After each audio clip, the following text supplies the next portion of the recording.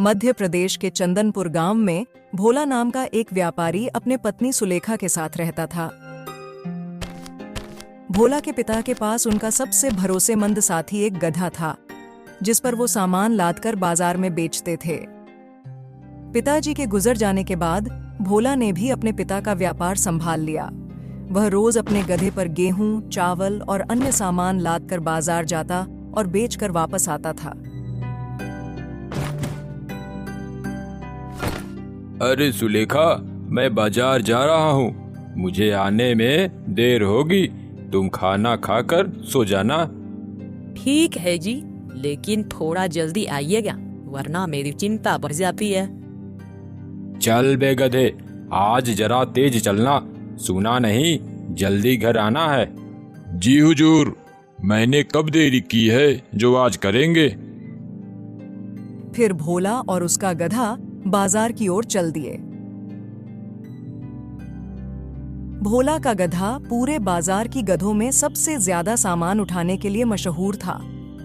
बाजार पहुंचने पर भोला का दोस्त घनश्याम उसे देखता है।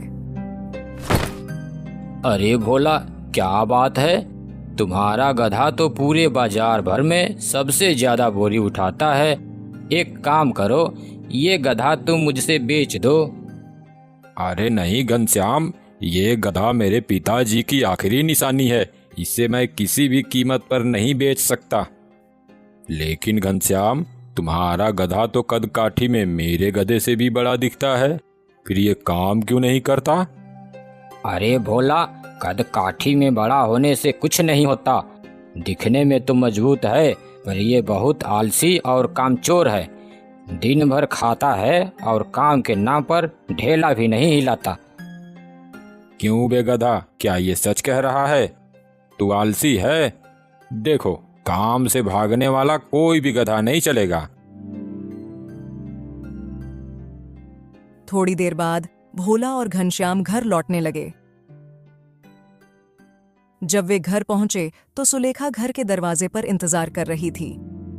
अरे सुलेखा, ये क्या, तुम अभी तक यहीं बैठी हो, सोई नहीं?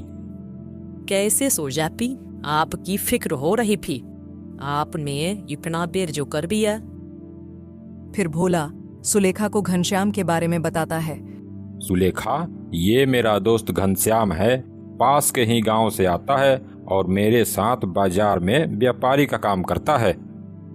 भाभी जी, आप अभी तक भोला के इंतजार में बैठी हुई हैं, और एक मेरी पत्नी है, वो अब तक सोते हुए सपने भी देख रही होगी।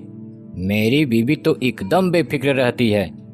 अरे उसकी अतल भैंस चढ़ में गई है क्या? अरे भाभी जी, वो भी एकदम आलसी है, बिल्कुल मेरे गधे जैसा। दोनों में कुछ विशेष फर्क नहीं है। अच्छा भोला,